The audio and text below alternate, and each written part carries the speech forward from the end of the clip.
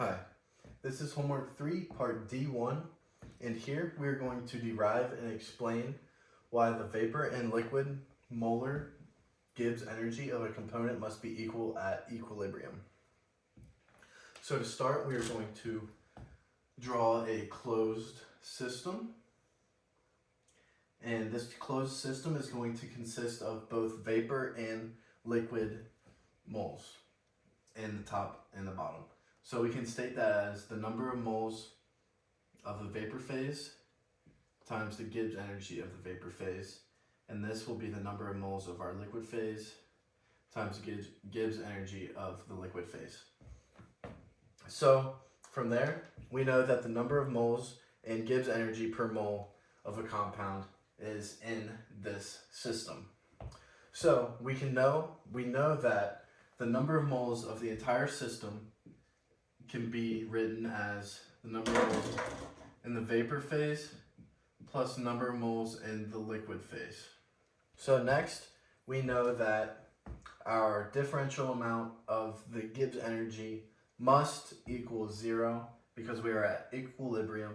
So we can write that as D and G is equal to 0. And then we know that the differential amount of number of moles must equal 0. So using that statement here, we can write that the differential amount of number of moles in the vapor phase is going to be equal to the negative differential amount of the number of moles in our liquid phase. So from here, we know that the total Gibbs energy of this system is going to be the top plus the bottom, and that is going to equal this and G, which is the total amount of number of moles of the Gibbs energy. So what we want to do next is write this out as NV GV plus NL GL is going to be equal to NG, which I just stated. So what we want to do now is differentiate both sides of here.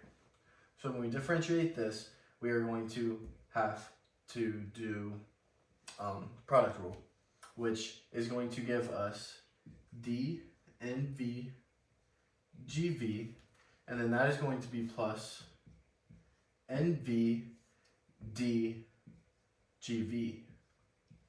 And then again here, we are going to be adding D NL GL plus NL D GL is equal to D NG.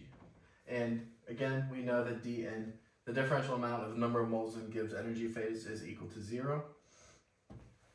And we can write that it is equal to 0. And we also know that the number of liquid moles is going to cancel out with number of moles in the vapor, so we can denote that as equal to 0 as well, which just leaves us that the differential amount of number of moles in the vapor phase times Gibbs vapor phase plus the differential amount of number of moles of liquid phase times Gibbs free energy of the liquid phase is going to be equal to 0. So we can write that as such.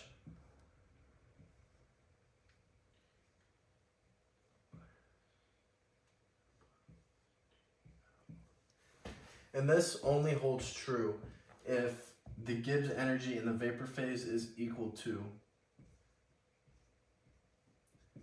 the Gibbs energy in the liquid phase.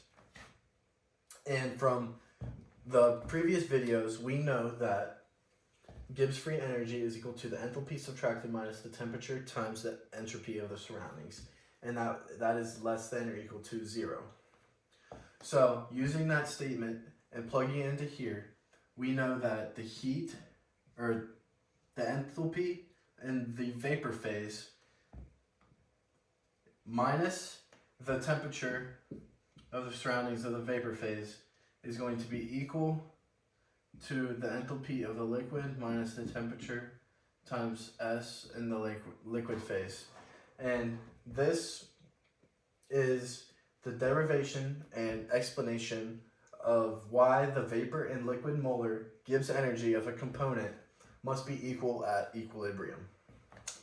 Hi, this is homework 3, part D2, and we are going to derive the Clausius-Clapeyron equation.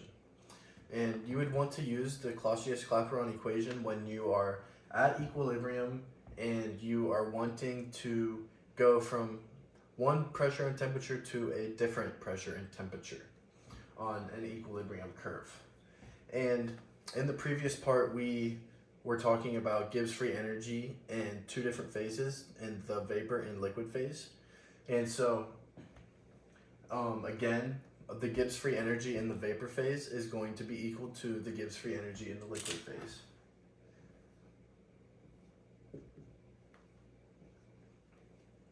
And then, stating that, we are going to then differentiate it. So, the differential of Gibbs free energy in the vapor phase is equal to the differential of Gibbs free energy in the liquid phase.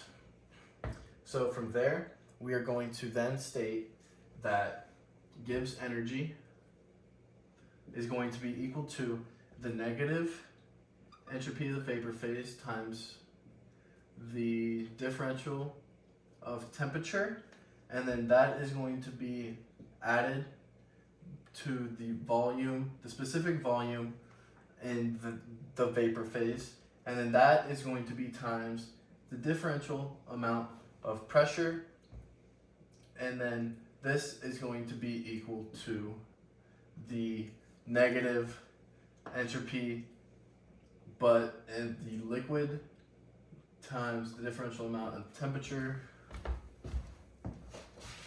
plus the specific volume in the liquid phase times the differential amount of pressure. So now that we have that stated, we can then go ahead and rearrange our expression in order to get a separable differential equation. And doing so will give us the specific volume in the vapor phase minus specific volume in the liquid phase times the differential amount of pressure, and then that is going to be equal to our entropy in the vapor phase minus entropy in the liquid phase times the differential of temperature.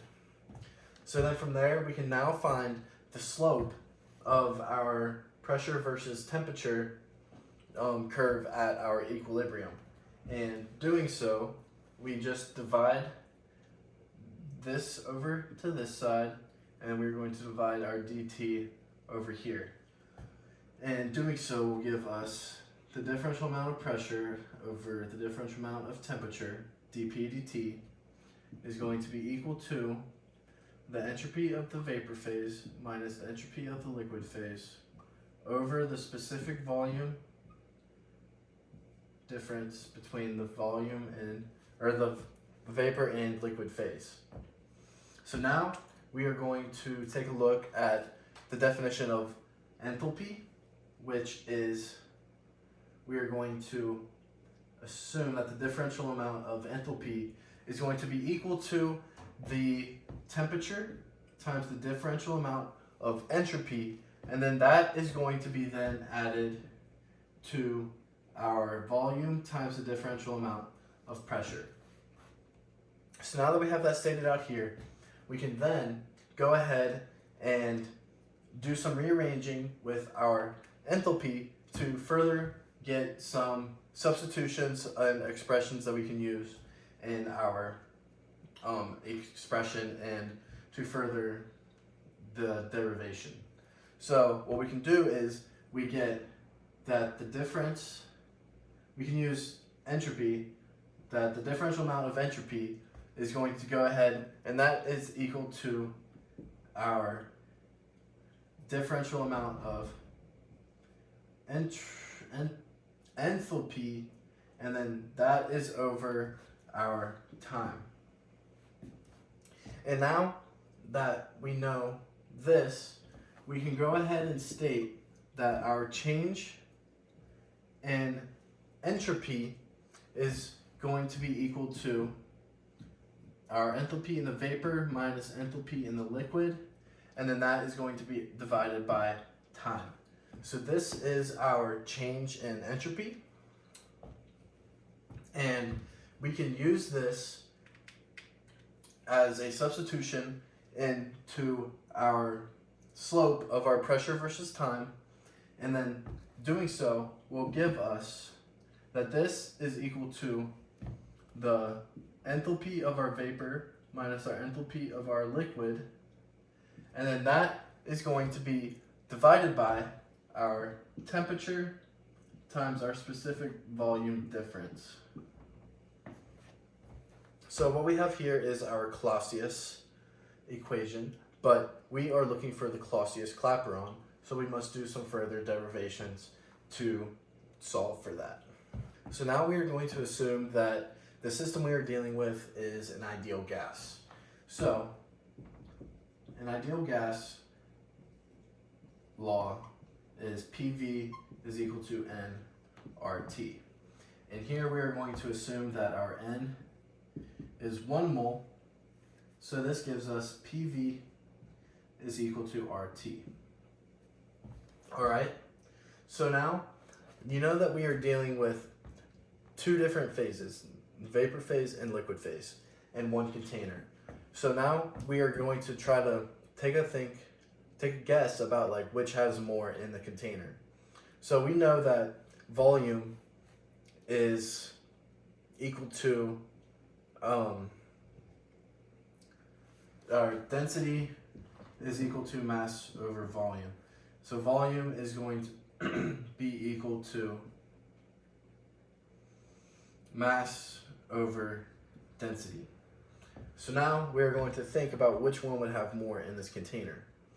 And we are going to say that the specific volume of our vapor phase is going to far exceed the specific volume of our liquid phase just by the amount and quantity in the container.